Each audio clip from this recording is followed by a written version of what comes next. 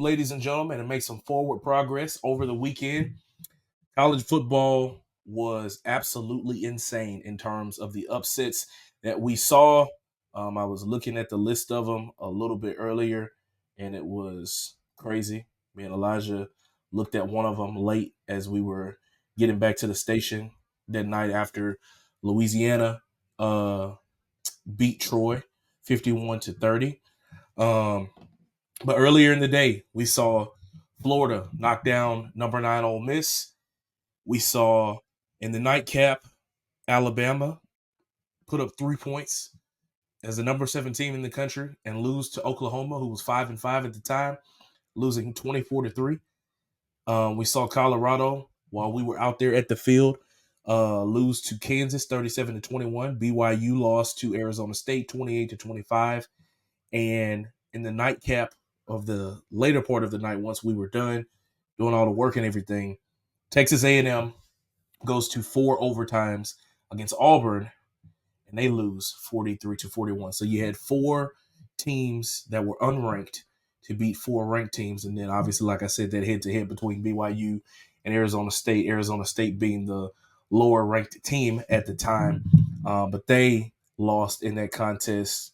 BYU did it. That is lost in that contest, and so now the AP Top 25 is as follows. You have Oregon at number 1, Ohio State still at 2, Texas, Penn State, Notre Dame, Georgia goes up to 6, Tennessee at 7, Miami at 8, SMU at 9, Indiana falls down to number 10, Boise State at number 11, Clemson at 12, Alabama at 13, Arizona State at 14, Ole Miss at 15, South Carolina at 16, Iowa State, Tulane coming in at number 18. They're creeping on up there. BYU drops down to 19, Texas A&M to 20, UNLV 21, Iowa. No, this is Illinois 22. Colorado, Missouri, and Army rounding things out in the top 25. So, Elijah, out of all of those crazy upsets that we saw, that we witnessed, that we talked about over the weekend, which one was your favorite and why? Um, I'm gonna have to go with Florida. Florida Ole Miss. Um, I just want to say because of the culture change in Florida, Florida got off to a horrible start. Billy Napier was on the hot seat. I mean, his seat was like jacuzzi burning a couple of weeks ago. But then the culture turned around. He started winning games, and I don't want to say this is the most meaningful game that he won, but it's one of the ones that he's won this year, especially playing the spoiler and beating Ole Miss. Now on paper you would think Florida was outmatched. You would think that Florida wasn't supposed to be in the game with Ole Miss. To me, Billy Napier got these guys to believe in something. Um, you can say it's too little, too late, or you can say it's at the right time because next year when they roll around, this team may look like something that we thought it would look like when it comes there. But yesterday during that upset, or Saturday I should say during that upset, I think that Florida showed their true colors of what they can be. Now, before I get, as I give Florida their flowers, I'm going to have to throw some of Ole Miss's away because the one person that made me mad in that game was Jackson Dart. It didn't make no sense to me. It made no sense to me. He gets on the field, guys, throws nearly an interception, and then because Florida drops it, the very next play, he throws it right back to the Florida guys, and they intercepted to end the game. But I could go before that. Let's go before that. He threw a deep ball where there was 3 Gators. Not one, not two, but 3 Gators in the same area, and they picked it off and put them in that position to where they had to have to play keep up. So what I mean by that is Jackson, were you throwing the game away? I mean, I hate to say it like that, Jackson. I really do. But there is no way that you do it 3 consecutive times.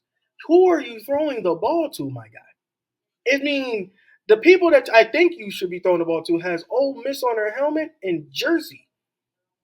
You're throwing to blue and orange. That's orange isn't in Ole Miss. I mean, yeah, not in Ole Miss colors. I'm like, it didn't have the audacity to be upset both times. Like he did not throw the ball. Who else pulled the trigger, sir? Who else pulled the trigger, sir? I can understand Lane Kiffin was upset. Whoever the offensive coordinator is over the upset. but you're the one that threw the ball.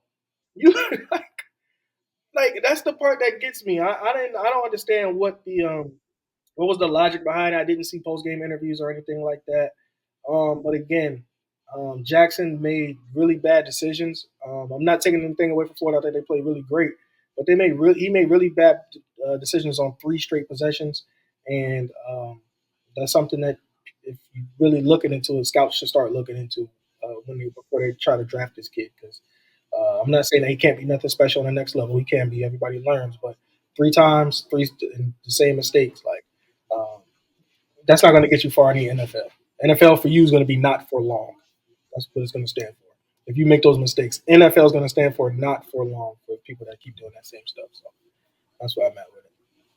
Now that you done absolutely roasted the butt off of Jackson Dart, that boy ain't gonna make it sit down. My God, he can stand a chance against you. I do want to interrupt this program to bring the news of, and of course, this will be dated by the time it airs. But South Carolina has lost their first game since 2021 to UCLA. Girl basketball? Mm-hmm. The first time since 2021. Ooh. Ooh. It's crazy. It's crazy, man. College sports is nothing like it. And I said this after the game that I am about to talk about. Me and Elijah were sitting there watching it when Auburn and Texas A&M went into 4 overtimes. God, I mean, first of all, just looking at the box score, because I didn't look at any of the beginning of the game. Literally, it was just the overtime periods, the fourth quarter and overtime periods that we watched. Auburn was up 21-0 in this game in the second quarter before Texas A&M scored 21 unanswered, and then it was kind of a back and forth from there until you got into overtime. You get to the first overtime, and Texas A&M scores first, and then Auburn comes back and they score. And then the second overtime, you get 2 field goals, and then did they skip it? Oh, the third overtime, nobody scored, but then we came back for the fourth overtime, and that's when you go into the 2-point conversions back and forth. Auburn converts, and then Texas A&M dials up a great play. Great play. Marcel Reed threw a beautiful pass to his receiver, but he could not haul it in. And I know that brother was sick and probably is going to be sick for quite some time now, but like you can't write anything better than that. Like NFL, I mean, probably the best moment that we've seen like that this season was when Jaden Daniels threw the Hail Mary against, the Chicago Bears. But like that, seeing that, and the way that game finished was absolutely incredible. Hats off to the Auburn Tigers, who had nothing to play for in that game. I mean, they were 4-6 coming in. They're now 5-6 on the year. They will fight to try to finish the year at 6-6. But when you're a team like that at that point in the season, you're even more dangerous because you're not playing for anything. A team that has nothing to lose is probably one of the worst nightmares of a team that has everything to lose. Texas A&M had 2 losses on the season already. Now they dropped to 8-3, and now they are no longer in a situation where they control their I mean, they technically control their own destiny, but they're in an even tighter situation. Georgia, by default, kind of is the middleman. They have the ability now where they have clinched a spot in the SEC championship, so they're going to Atlanta once again. And next week, A&M and Texas. You got to put your big boy pants on because that's the game. College game day is going to be in your city, and a winner goes to Atlanta. And you go and you have the opportunity to play for an SEC championship. A lot of people are predicting that it will be Texas and Texas, oh, excuse me, it'll be Texas and Georgia playing in that SEC championship game. But just upsets happening like that can really derail not only the trajectory of where a team is going, the momentum that they had, but it can mess up people's playoff chances. I mean, look at Alabama, look at Ole Miss. They're not going to make it to the college football playoffs now because of a few moments. Obviously, Oklahoma just beat up on freaking Alabama. Like, they ran the ball so much. Like, I think they threw like 11 passes or something, or completed like 11 passes, some small number, and they ran the ball 50 something times. Like, That's crazy. LSU, study your film hard because they're gonna run that ball, and if you can't stop that run, you will be 7-5. So just be prepared. College football, like I said, you gotta love it. So many great moments over the weekend, and it's now shook up the top 25 right there in the middle, to where we're gonna have a little bit of a photo finish. Obviously, with Colorado now, they no longer control their destiny, but it was so many different outcomes of like for Colorado to clinch a spot in the Big 12 championship. This has to happen, and then BYU is this. Arizona State this. Like all this different stuff. Like at this point, bro, like we'll figure it out at 11 p.m. next Saturday. That's when we'll know. We'll know what championship Saturday will look like from there.